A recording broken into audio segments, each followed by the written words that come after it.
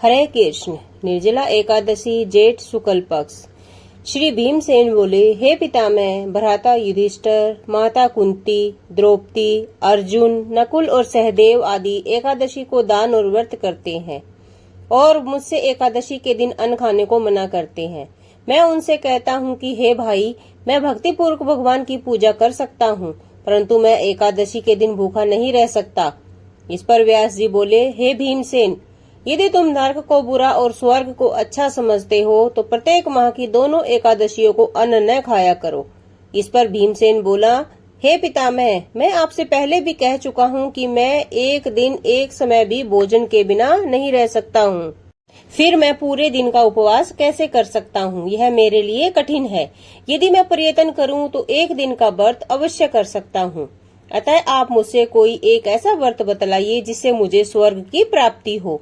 श्री व्यास जी बोले कि हे वायुपुत्र, बड़े बड़े ऋषियों और महर्षियों ने बहुत से शास्त्र आदि बनाए हैं जो कि मनुष्य के दोनों पक्षों की एकादशियों का व्रत करना चाहिए, इससे उन्हें स्वर्ग की प्राप्ति होती है। ऐसा उन शास्त्रों में बतलाया गया है। श्री व्यास जी के वचनों को सुनकर भीमसेन नरक में जाने के कारण अत्यंत ही भयभीत हो गए और लता के समान कांपने लगे।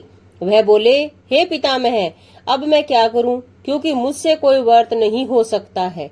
अतः आप मुझे कोई एक ही ऐसा व्रत बतलाइए जिससे मेरी मुक्ति हो जाए। इस पर श्री व्यास जी बोले कि हे भीमसेन, कृष्ण और मिथुन संक्रांति के मध्य में ज्येष्ठ माह की शुक्ल पक्ष की एकादशी होती है, उसका निर्जला व्रत करना चाहिए। इस एकादशी के व्रत में स्नान और आचमन में जल वर्जित नहीं है, लेकिन आचमन में 3 माह से जल से अधिक जल नहीं लेना चाहिए। इस आचमन से शरीर की शुद्धि हो जाती है। आचमन में 7 माह से अधिक जल मद्यपान के समान होता है। इस दिन भोजन करने से व्रत खंडित हो जाता है। यदि सूर्योदय से सूर्यास्त तक मनुष्य जलपान न करे तो उसे 12 एकादशी के फल की प्राप्ति होती है।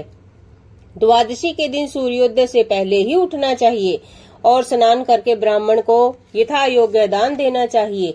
इसके पश्चात भूखे ब्राह्मण को भोजन कराना चाहिए। तत्पश्चात स्वयं भोजन करना चाहिए। इसका फल संपूर्ण एकादशियों के फल के बराबर है। हे भीमसेन, स्वयं भगवान ने मुझसे कहा था कि इस एकादशी का पुण्य समस्त तीर्थों और दोनों के पुण्य के बराबर है। एक निर्जल रहने से मनुष्य सब पापों से मुक्त हो जाता है। जो मनुष्य निर्जला एकादशी का व्रत करते हैं उनको मृत्यु के समान भयानक यमदूत नहीं दिखते हैं। उस समय भगवान विष्णु के यमदूत स्वर्ग से आते हैं और उनको पुष्पक विमान पर बिठाकर स्वर्ग को ले जाते हैं। अतः संसार में सबसे श्रेष्ठ निर्जला एकादशी का व्रत है। अतः यत्न पूर्वक इस एकादशी का निर्जल व्रत करना चाहिए।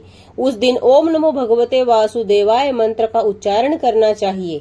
व्यास जी के ऐसे वचन सुनकर भीमसेन ने निर्जल व्रत किया। इसी एकादशी को भीमसेनी या पांडव एकादशी भी कहते हैं। निर्जल व्रत करने से भगवान की पूजा करनी चाहिए। उनसे विनय करना चाहिए कि मैं दूसरे दिन ही भोजन करूंगा। मैं इस व्रत को श्रद्धा पूर्वक करूंगा, इससे मेरे सब पाप नष्ट हो जाएंगे। एक दिन एक बड़े वस्त्र से ढककर स्वर्ण सहित दान करना चाहिए। जो मनुष्य इस व्रत को दोपहर में स्नान और तप आदि करके स्वर्ण दान करता है, उसको करोड़ों फल स्वर्ण के दान का मिलता है। जो मनुष्य इस दिन यज्ञ होम आदि करते हैं, उसका फल वर्णन नहीं हो सकता है। इस निर्जला एकादशी के व्रत से मनुष्य विष्णु लोक को जाता है। जो मनुष्य इस दिन अन्न खाते हैं उन्हें चांडाल समझना चाहिए और अंत में नरक को वो जाते हैं। ब्रह्म हत्यारे, मद्यपान करने वाले, चोरी करने वाले, गुरु से द्वेष करने वाले, असत्य बोलने वाले इस व्रत को करते हैं जो स्वर्ग को जाते हैं। हे कुंती पुत्र, जो पुरुष और स्त्री इस व्रत को श्रद्धा पूर्वक करते हैं उनका निम्नलिखित कर्तव्य है। उन्हें सर्वप्रथम विष्णु भगवान की पूजा करनी चाहिए। तत्पश्चात गो का दान करना चाहिए। उस दिन ब्राह्मणों को दक्षिणा, मिष्ठान आदि देना चाहिए। निर्जला के दिन अन्न, वस्त्र, छत्र, उपनह आदि का दान करना चाहिए। जो मनुष्य इस कथा को प्रेम पूर्वक सुनते और पढ़ते हैं उन्हें स्वर्ग की प्राप्ति होती है। भक्त को चाहिए कि वह अपनी कमजोरियों को अपने गुरुजनों और परिवार के बड़ों से न छुपाएं। उन पर विश्वास रखते हुए अपनी समस्या उन्हें बताएं ताकि वे उसका कोई उचित उपाय बता सकें और बताए गए उपाय पर श्रद्धा और विश्वास पूर्वक अमल करना चाहिए। अपने पितामह व्यास जी की कृपा से भीमसेन भी एक एकादशी का व्रत करके सभी एकादशियों का फल प्राप्त करके स्वर्ग के भागी बन गए। ओम नमो भगवते वासुदेवाय नमः। जय श्री कृष्णा। राधे राधे।